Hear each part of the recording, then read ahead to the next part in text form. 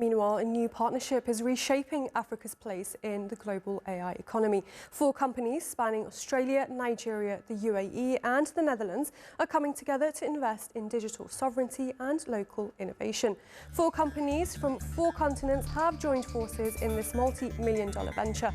Lakeba Group, Next Digital, AqlanX and Agentic Dynamic are pooling expertise to launch AfricAI. Together, they are targeting Africa's $180 billion digital economy and positioning AI as the next growth driver.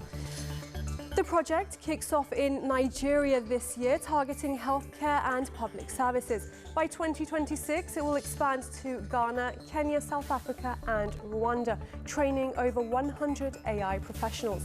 The joint venture is clear. Africa must not just consume AI, but develop it. A distributed AI network is planned across agriculture, urban planning, education and citizen services. That local-first approach is designed to reduce reliance on external players while driving regional jobs and skills. By keeping data within Africa, the venture aims to enhance security and trust.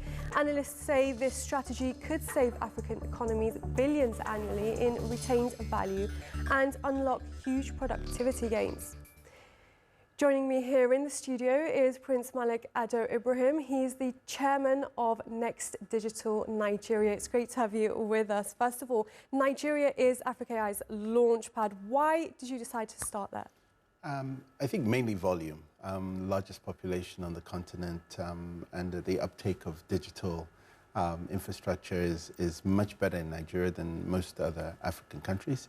And we feel that this is really the best launchpad, especially looking at our LLM opportunities.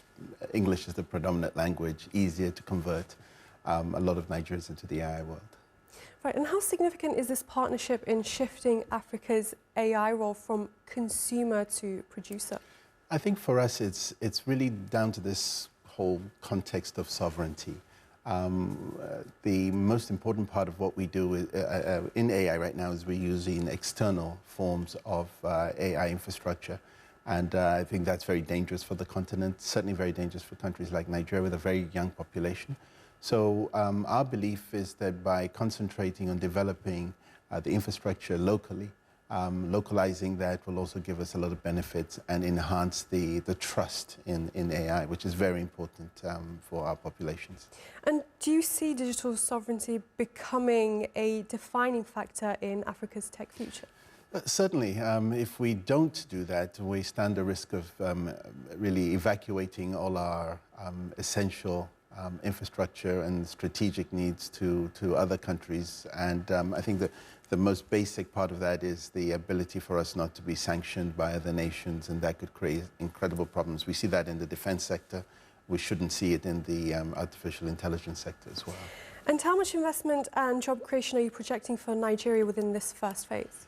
Within this first phase, I think that the investment is going to vary from how we start to how we finish, and we look at probably about a $5 billion investment over the next 2 to 3 years. And this initial stage really is the data centers, and the creation of that's going to be important. Job-wise, it's really skilled labor that we're bringing into this. We are setting up a center of excellence in Abuja, and we reckon at least between 100 and 350 jobs we can garner from that in the initial stage. And you've said AfricAI is about building capacity within Africa. What does digital sovereignty actually mean in economic terms for African countries? Well, if you think about it, if we do this right, which we intend to, we're less likely to spend more money on foreign exchange. We're not looking for money to go out to companies like Microsoft that are holding this kind of investment. And you've just heard what the US is doing with companies like Intel. We want to keep that foreign dignity and the foreign exchange in our countries. And I think countries like Nigeria that depend heavily on digital infrastructure, more than most African countries, this is going to be a tremendous saver. And we reckon it's about $80 million a year that we're going to save Nigerian foreign exchange. And you will be expanding into a few other countries in Africa. What will those phases look like? Seamless. Because of Nigeria's digital infrastructure and the fact that the infrastructure for whether satellite or fiber is in most West African countries, our ease of connectivity with countries like Ghana will help us. And with our data center development plan, we reckon this is going to be a more seamless transaction for us to do on the economic and political stage. And there's been a lot of scrutiny around tech recently. How should policymakers balance the opportunities of AI growth with its regulatory challenges? Well, the first part of this for me is that we cannot, as Africans, be left behind. The lack of infrastructure by countries in AI is really going to be alarming. Countries would rather spend $1 billion on roads rather than digital infrastructure. What AfricAI is trying to do really is to take that very large financial investment away from the countries. We will invest in the infrastructure. We want you to use it. So if we build it, you will use it. For that, we require to have a lot of faith in the fact that governance is a continuum. And so it's a long-term investment, a long-term play. And we've invested heavily in that. And there's a lot of foreign direct investment. Now, politically, the governments now need to weigh that against not being digitally inclusive.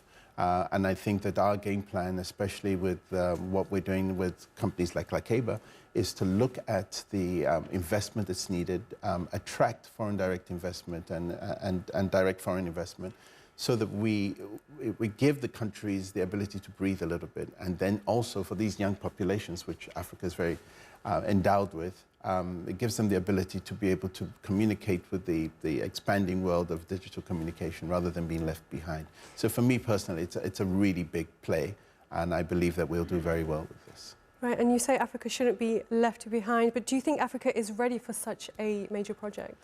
The world is ready for it, and that's why we can't be left behind. For me, I think the real injection of our investment is not just in the financial side, it's the capacity building investment. The human equity that's there and the human assets that are there in countries like Nigeria, they're to be seen. We've got enormous investment in the tech world. We've got a lot of unicorns from Nigeria that are doing very well. So for us, it's not really going to be a difficult assessment as to whether we come in or go out. We have no choice. We have to be in this. And I think that by investing, not waiting for government to do this, we're going to take the lead. We'll take as much oxygen out of the room as possible and create our own version of ChatGPT or DeepSeek. Africa deserves that, and that's why we're there. Right, and we will have to leave it there for now. Prince Malik Ado Ibrahim, Chairman of Next Digital Nigeria, thank you very much for being with us. Thank you very much for having me.